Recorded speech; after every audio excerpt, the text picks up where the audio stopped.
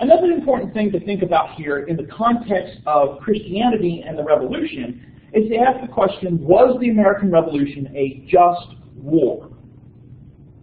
Now, what I'm talking about here is just war theory within the Christian theological tradition. Now, certainly, if you grew up in the United States and you went through American public schools, we probably all agree revolution was a good thing. Right? We're glad it happened. Although more and more we're finding ourselves interested in a lot of British culture, especially when like Kate and William get married. There was like such an interest in the United States. We don't have a monarchy. They have Kate and William, and we get the Kardashians. So there's this kind of, the revolution was a good thing. Okay, I agree with that. But in the context of just war tradition, that theology, was this a just war? Now, considering this, we have to think about passages like Romans chapter 13 and 1 Peter chapter 2. These are kind of the two prime passages of political theory in the New Testament. Not much is said about politics. In both of those cases, Paul and Peter say that the king, the government, should be honored, should be respected. And especially in Romans, Paul declares that government is instituted or ordained by God. So, is it just then, is it right then for Christians, of which, a lot of the colonists, even though some of these major thinkers, Jefferson, Franklin, wouldn't have qualified in our definition of Christian, 95% of the colonists are Protestant. 85% of them are English-speaking Reformed Protestant. Right? So a large section of the colonists would identify as Christians. And so how do you work this notion of Romans 13 in with this notion of going to war against England, overthrowing government in that sense? And a lot of this comes from the thinking of Augustine, a 4th century, 5th century Christian, who developed in the situation of the Roman Empire what was known as just war theory. Actually addressing questions like, when is it right to go to war as a Christian, and what acts are righteous in war? Right? How can you behave in war? War will not disappear, said Augustine. And as Christians, we desire peace, but we find struggle. And for Augustine, this had to do with invaders coming into the Roman Empire. It had to do with heretics. And so ultimately, Augustine is trying to find a way to say, here are the situations where a especially Christian ruler can decree war. War is just, said Augustine, when its intent is just.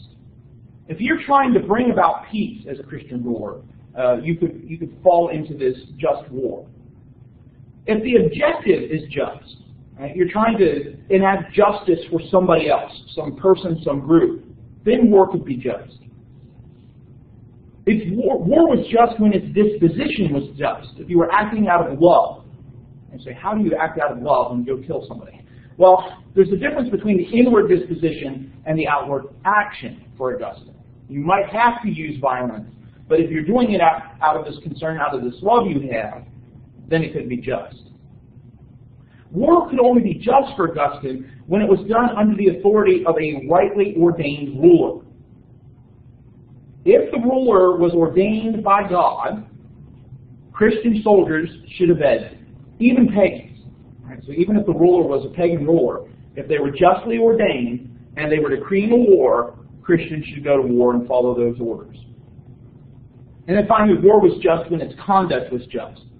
You should not be extremely violent. You shouldn't engage in atrocities, ambushes, or massacres. But ultimately, Augustine felt that a war could be just only on one side. Both sides can't be just in their war, because if they were both just, they would find a way to get it done without war. Private citizens, Augustine felt, should not engage in violence unless directed to by the governmental officials. Augustine also, in later thinking on just war, there was all sorts of developments of a code of war. And who could do what. If you were an official, you could do certain things. If you were a private citizen, you could do certain things but not others. It was felt a private citizen couldn't just decide to overthrow the government. Over the centuries, Christians changed and developed these ideas and variously followed them or ignored them, depending on the situation. With the barbarian invasions of Rome, for example, monks and other ministers got involved in the fighting, against the codes that said monks and ministers shouldn't be involved in fighting. A lot of the medieval thinking depicted Jesus as the conquering king, and so he's kind of the leader of heaven's armies, and so that kind of fosters into this as well. Theologians in the Middle Ages included the protection of property and the repulsion of enemies as just causes to go to war. But also there was this question of, can individuals, commoners, revolt against tyrants? Because a lot of the code of war was a state leader has to call a war. But if the state leader is a tyrant, can the people rise up? Many medieval theologians supported the right to overthrow an unrighteous tyrant. Not everybody was convinced, though. We've talked a little bit about this as we got into the time of the Reformation.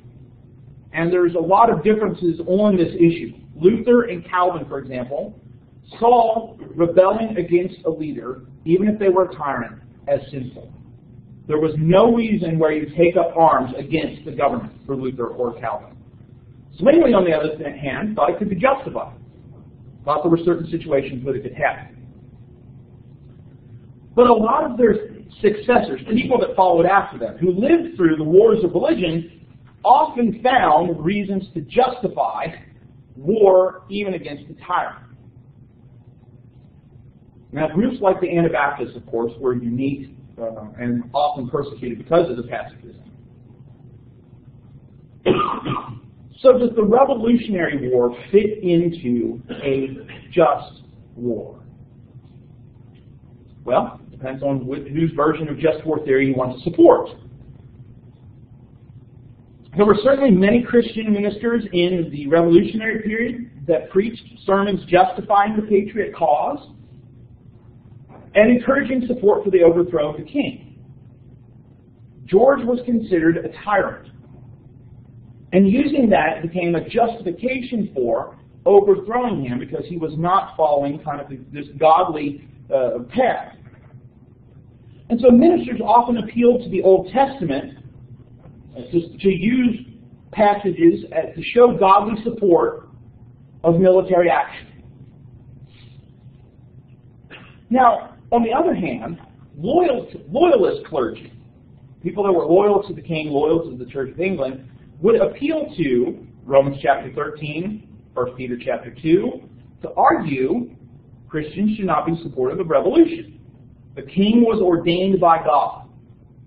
So to overthrow him was to work against God. An example of the patriot response to Romans 13 was Jonathan Mayhew. Mayhew was a liberal Congregationalist minister in Boston. And in 1750, he preached a sermon on Romans 13 called A Discourse Concerning Unlimited Submission and Non-Resistance to the Higher Powers. Mayhew argued that from Romans 13, Christians needed to obey government. But the question for Mayhew was, how far do they need to obey government? Ultimately, Mayhew concluded in his sermon that Romans 13 wasn't about unlimited submission to government, but only to those rulers who were good. If a ruler was not good, then Christians could disobey that ruler. Quote, "It is blasphemy to call tyrants and oppressors God's ministers." And to say that a tyrant and oppressor was God's minister was to take Romans 13 completely out of its context. ultimately, it doesn't appear that many ministers tried to present the revolution in just war theory. They saw it as right. They saw it as something that should be done. They saw it as the Christians could support it. But they're not trying to appeal it as a just war in the just war tradition. So again, we might say that it's right, we're glad that it happened, but is it a just war?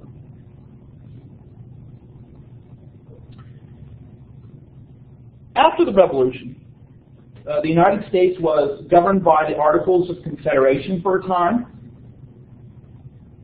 In terms of Christianity, not much was said in the Articles about Christianity. There were a few references to religion, but most of those were the vague statements like in the Declaration of Independence that could be taken in a variety of ways. When it came to state constitutions, however, many of the states established a church, or at least gave rights and special protection to Protestant Christians.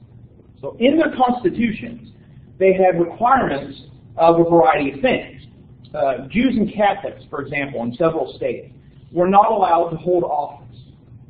You had to be a Protestant Christian to hold office. Many of these states also had an established church. And if you were a citizen of that state, you paid taxes, and some of those taxes went to that established church, whether you were a member of that church or not. So, for example, in New England, the Congregationalist Church was the established church in places like Massachusetts, Connecticut. The Congregationalists were kind of the heir to the Puritans. So as we go through the 18th century, Congregationalism develops. If you were in South Carolina, you were required to pay taxes to the Protestant Episcopal Church, which was essentially the Anglican Church, but nobody wanted to be part of the Church of England after the Revolution, so it kind of changes and separates.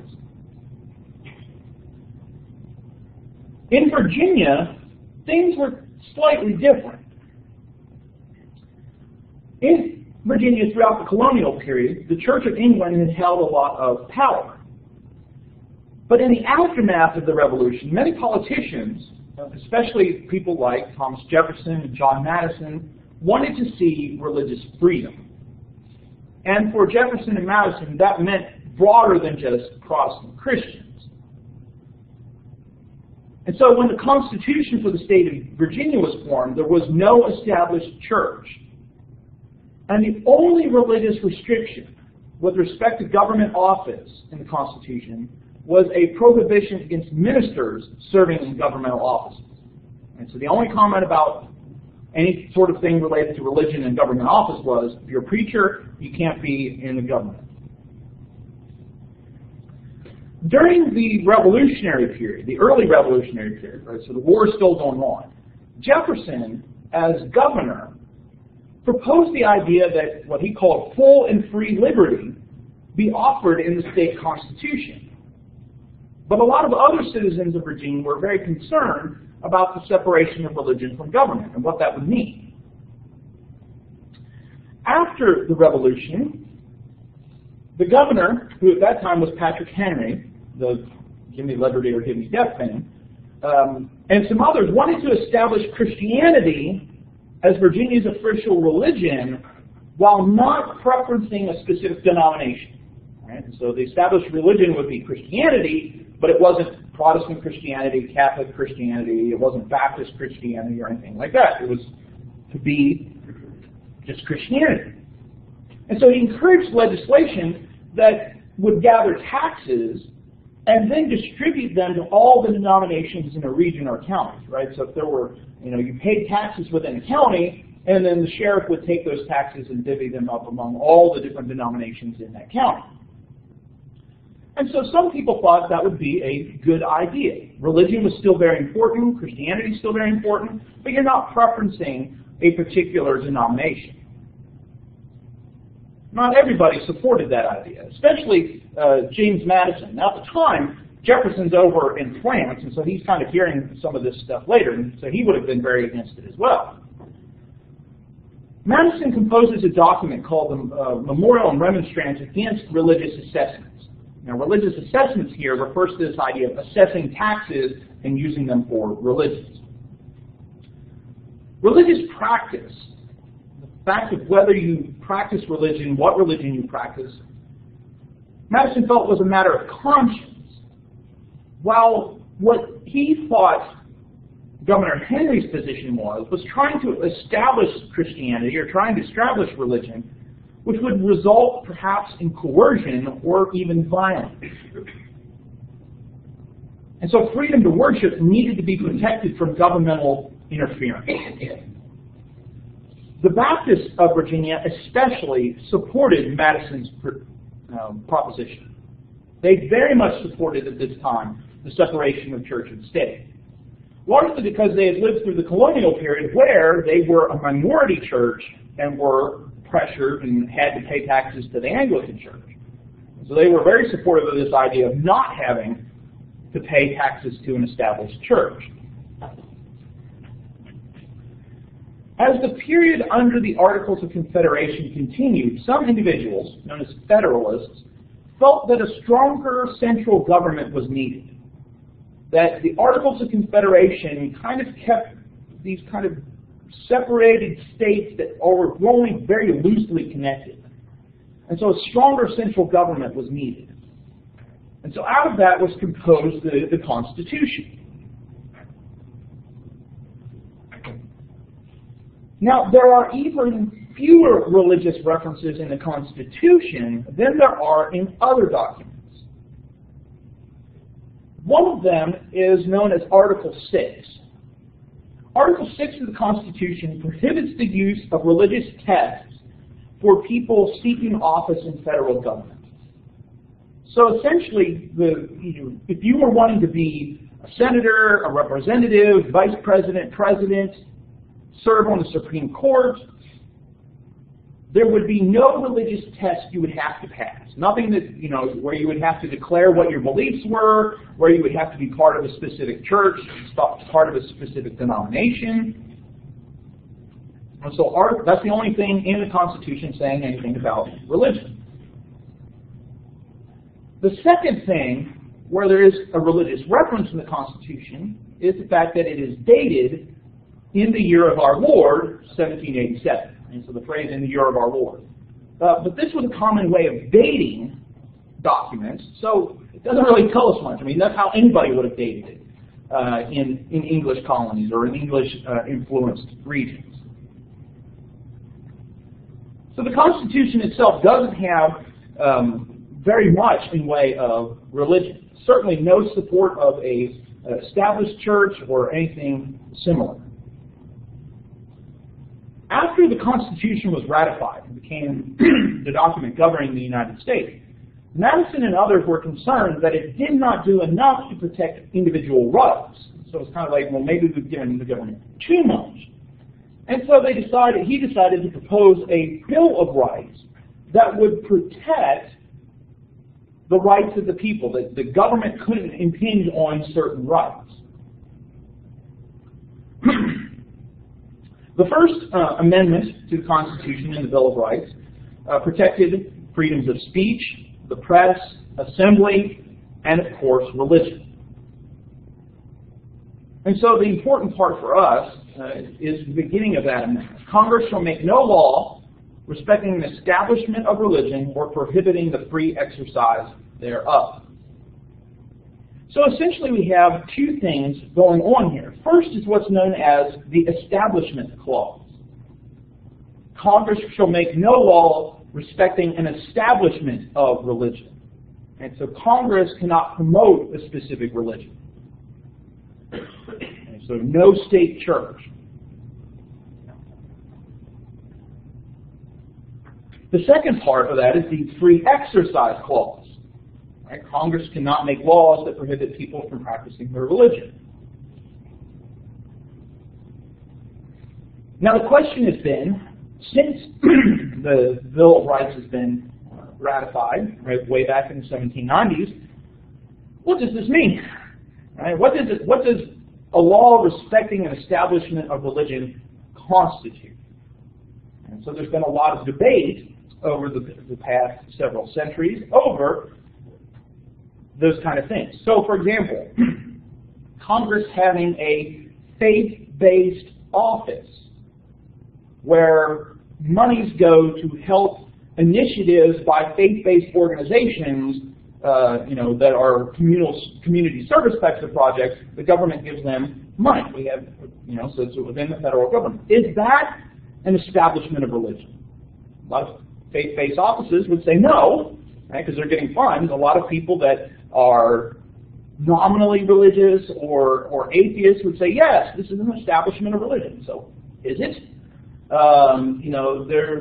There have been a variety of laws passed, that many of which have been overturned under the argument of this is an establishment of religion. When it comes to the free exercise of religion, there have been several court cases, some of which we'll probably talk about in later centuries, over how far does the free exercise clause stretch. Certainly if somebody started a religion that offered human sacrifices, government will get involved in that. Government's gotten involved in certain practices within Native American tribes. Right? So there's all sorts of ways in which Congress has passed laws that have prohibited the free exercise of religion. But it's one of those things where, again, what did the founders mean when they said these kind of things? And so there's been a lot of debate about that. So we've looked at a couple of different things where Christianity and religion are kind of connected with the War of Independence, the division that was occurring in the churches between patriots and loyalists. Some of the reasons given for independence coming from religious ones. The question of how religion is influencing the people that are a part of the Continental Congress, as well as the documents they're producing. But then also, it's important to think about some of the impact that the revolution has had on religion in the United States, which is certainly Christianity for our concerns in this class on church history, but it's had a broader impact than just Christianity. One of the biggest ones, of course, is the issue of religious freedom. Removing that state church, or the national church. Now remember, in a lot of those state constitutions, there were established churches. But eventually, by the early 1800s, most of those constitutions are changed, and so eventually the entire country is disestablished. There is not an established church in the state of Alabama, for example. Kind of connected with that, of course, is that there is separation of church and state. Now, the phrase separation of church and state does not appear in the Constitution or the Bill of Rights. But from very on in the 1800s, due to the writings of Jefferson, that's how it has been interpreted. That Congress and that the acceptance of the First Amendment means the church and state are separated. That has not always been the case. It's not always worked in practice where the church has had no influence on the state or the state on the church. But ideally, we have this separation of church and state.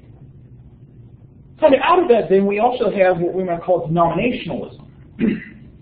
Now, certainly, denominations have been around prior to the late 17th century. We've been talking about them. We talked about the Puritans and the Congregationalists, and we talked about the Baptists and the Quakers and all sorts of other groups that existed prior to the Revolution. But one of the things that kind of begins to be fostered within the United States is looking upon these versions of Christianity as being different approaches to God, all perhaps equally valuable. That's not the mindset that a lot of people had in England. That's not the mindset a lot of people had in New England for a lot of the colonial period. But there is this mindset that develops that Baptists, Quakers, Methodists eventually, which we'll talk about later on, Episcopalians, Presbyterians, these are all considered by a lot of people in the United States who are Christian as different paths to God, coming out of this kind of religious freedom. It's also meant that there has been a change in church attendance and membership. Church attendance in the United States became voluntary. And remember, we talked about in England, in New England, right, this kind of, you were forced to be at services, you were forced to pay your taxes, you were forced to be a member of a church. But in the United States, you don't have to be a member of a church. Which meant that churches kind of had to change some of their models because they weren't guaranteed people coming in the doors, filling up the pews. Because people aren't forced to be there. And so a lot of people had to develop what more of a marketing approach. How do we get people in to the church building when it's a voluntary type of situation, especially in thinking about the funding you want. If you're a church and you want to be involved in mission work, if you want to be involved in charitable deeds, if you want to pay your preacher, you got to have people coming in. And so you don't have the force of government behind you anymore to support that. And then finally, for a lot of people in the United States, there has often been this connection between patriotism and Christianity. To be a good Christian is to be a patriot. To be a patriot is to be a good Christian. Now, certainly there have been challenges to that. That's not something that everybody has accepted. But for a lot of people, even in today's mindset, these two ideas are heavily connected together. And it's kind of a consequence of the revolution and some of the ways people have thought about what we have in our country that is different from other places. What questions do you have about Revolutionary War, any of the things we've been talking about? We'll go ahead and close there. On Wednesday, we'll pick up with the French Revolution, which, while kind of promoted as the same kind of ideals, democracy, goes a completely different direction. So we'll pick up there on Wednesday.